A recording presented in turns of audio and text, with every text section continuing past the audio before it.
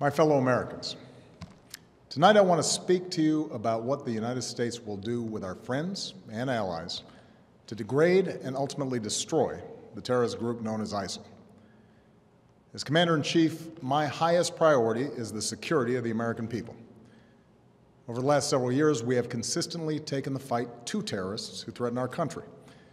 We took out Osama bin Laden and much of al-Qaeda's leadership in Afghanistan and Pakistan. We've targeted al-Qaeda's affiliate in Yemen and recently eliminated the top commander of its affiliate in Somalia. We've done so while bringing more than 140,000 American troops home from Iraq and drawing down our forces in Afghanistan, where our combat mission will end later this year. Thanks to our military and counterterrorism professionals, America is safer. Still, we continue to face a terrorist threat. We can't erase every trace of evil from the world, and small groups of killers have the capacity to do great harm. That was the case before 9/11, and that remains true today. And that's why we must remain vigilant as threats emerge. At this moment, the greatest threats come from the Middle East and North Africa, where radical groups exploit grievances for their own gain. And one of those groups is ISIL, which calls itself the Islamic State. Now let's make two things clear. ISIL is not Islamic. No religion condones the killing of innocents, and the vast majority of ISIL's victims have been Muslim. And ISIL is certainly not a state.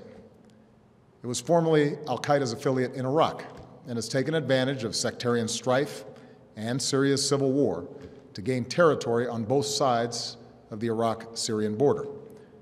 It is recognized by no government, nor by the people it subjugates. ISIL is a terrorist organization, pure and simple, and it has no vision other than the slaughter of all who stand in its way. In a region that has known so much bloodshed, these terrorists are unique in their brutality. They execute captured prisoners. They kill children. They enslave, rape, and force women into marriage. They threatened a religious minority with genocide. And in acts of barbarism, they took the lives of two American journalists, Jim Foley and Steven Sotloff. So ISIL poses a threat to the people of Iraq and Syria and the broader Middle East, including American citizens, personnel, and facilities. If left unchecked, these terrorists could pose a growing threat beyond that region, including to the United States. While we have not yet detected specific plotting against our homeland, ISIL leaders have threatened America and our allies. Our intelligence community believes that thousands of foreigners, including Europeans and some Americans, have joined them in Syria and Iraq. Trained and battle-hardened, these fighters could try to return to their home countries and carry out deadly attacks. I know many Americans are concerned about these threats. Tonight, I want you to know that the United States of America is meeting them with strength and resolve. Last month, I ordered our military to take targeted action against ISIL to stop its advances. Since then, we've conducted more than 150 successful airstrikes in Iraq. These strikes have protected American personnel and facilities, killed ISIL fighters, destroyed weapons, and given space for Iraqi and Kurdish forces to reclaim key territory. These strikes have also helped save the lives of thousands of innocent men, women, and children. But this is not our fight alone. American power can make a decisive difference, but we cannot do for Iraqis what they must do for themselves. Nor can we take the place of Arab partners in securing their region. And that's why I've insisted that additional U.S. action depended upon Iraqis forming an inclusive government, which they have now done in recent days. So tonight, with a new Iraqi government in place and following consultations with allies abroad and Congress at home, I can announce that America will lead a broad coalition to roll back this terrorist threat. Our objective is clear. We will degrade and ultimately destroy ISIL through a comprehensive and sustained counterterrorism strategy. First, we will conduct a systematic campaign of airstrikes against these terrorists. Working with the Iraqi government, we will expand our efforts beyond protecting our own people and humanitarian missions so that we're hitting ISIL targets as Iraqi forces go on offense. Moreover, I've made it clear that we will hunt down terrorists who threaten our country wherever they are. That means I will not hesitate to take action against ISIL in Syria as well as Iraq. This is a core principle of my presidency. If you threaten America, you will find no safe haven. Second, we will increase our support to forces fighting these terrorists on the ground. In June, I deployed several hundred American service members to Iraq to assess how we can best support Iraqi security forces. Now that those teams have completed their work and Iraq has formed a government, we will send an additional 475 service members to Iraq. As I've said before, these American forces will not have a combat mission. We will not get dragged into another ground war in Iraq, but they are needed to support Iraqi and Kurdish forces with training, intelligence, and equipment. We'll also support Iraq's efforts to stand up National Guard units to help Sunni communities secure their own freedom from ISIL's control. Across the border in Syria, we have ramped up our military assistance to the Syrian opposition. Tonight, I call on Congress again to give us additional authorities and resources to train and equip these fighters. In the fight against ISIL, we cannot rely on an Assad regime that terrorizes its own people, a regime that will never regain the legitimacy it has lost. Instead, we must strengthen the opposition as the best counterweight to extremists like ISIL, while pursuing the political solution necessary to solve Syria's crisis once and for all. Third, we will continue to draw on our substantial counterterrorism capabilities to prevent ISIL attacks.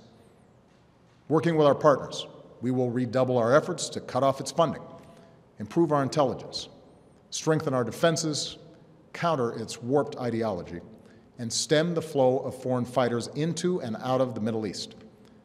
And in 2 weeks, I will chair a meeting of the UN Security Council to further mobilize the international community around this effort.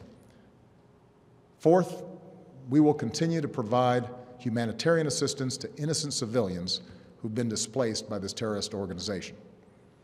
This includes Sunni and Shia Muslims who are at grave risk, as well as tens of thousands of Christians and other religious minorities. We cannot allow these communities to be driven from their ancient homelands. So this is our strategy. And in each of these 4 parts of our strategy, America will be joined by a broad coalition of partners. Already, allies are flying planes with us over Iraq, sending arms and assistance to Iraqi security forces and the Syrian opposition, sharing intelligence and providing billions of dollars in humanitarian aid. Secretary Kerry was in Iraq today, meeting with the new government and supporting their efforts to promote unity. And in the coming days, he will travel across the Middle East and Europe to enlist more partners in this fight, especially Arab nations who can help mobilize Sunni communities in Iraq and Syria to drive these terrorists from their lands. This is American leadership at its best. We stand with people who fight for their own freedom, and we rally other nations on behalf of our common security and common humanity. My administration has also secured bipartisan support for this approach here at home. I have the authority to address the threat from ISIL, but I believe we are strongest as a nation when the President and Congress work together. So I welcome congressional support for this effort in order to show the world that Americans are united in confronting this danger. Now, it will take time to eradicate a cancer like ISIL. And any time we take military action, there are risks involved, especially to the servicemen and women who carry out these missions. But I want the American people to understand how this effort will be different from the wars in Iraq and Afghanistan. It will not involve American combat troops fighting on foreign soil. This counterterrorism campaign will be waged through a steady, relentless effort to take out ISIL wherever they exist using our air power and our support for partners' forces on the ground. This strategy of taking out terrorists who threaten us while supporting partners on the front lines is one that we have successfully pursued in Yemen and Somalia for years, and it is consistent with the approach I outlined earlier this year, to use force against anyone who threatens America's core interests, but to mobilize partners wherever possible to address broader challenges to international order. My fellow Americans, we live in a time of great change. Tomorrow marks 13 years since our country was attacked. Next week marks 6 years since our economy suffered its worst setback since the Great Depression. Yet, despite these shocks, through the pain we felt and the grueling work required to bounce back, America is better positioned today to seize the future than any other nation on earth. Our technology companies and universities are unmatched. Our manufacturing and auto industries are thriving. Energy independence is closer than it's been in decades. For all the work that remains, our businesses are in the longest uninterrupted stretch of job creation in our history. Despite all the divisions and discord within our democracy, I see the grit and determination and common goodness of the American people every single day. And that makes me more confident than ever about our country's future. A broad American leadership is the one constant in an uncertain world. It is America that has the capacity and the will to mobilize the world against terrorists. It is America that has rallied the world against Russian aggression and in support of the Ukrainian people's right to determine their own destiny.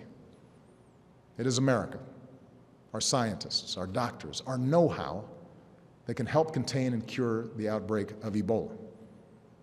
It is America that helped remove and destroy Syria's declared chemical weapons so that they can't pose a threat to the Syrian people or the world again. And it is America that is helping Muslim communities around the world, not just in the fight against terrorism, but in the fight for opportunity and tolerance and a more hopeful future. America, our endless blessings bestow an enduring burden. But as Americans, we welcome our responsibility to lead. From Europe to Asia, from the far reaches of Africa to war-torn capitals of the Middle East, we stand for freedom, for justice, for dignity. These are values that have guided our nation since its founding. Tonight, I ask for your support in carrying that leadership forward. I do so as a commander-in-chief who could not be prouder of our men and women in uniform.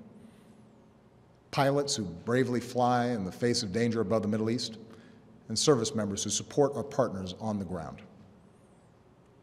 When we helped prevent the massacre of civilians trapped on a distant mountain, here's what one of them said: "We owe our American friends our lives.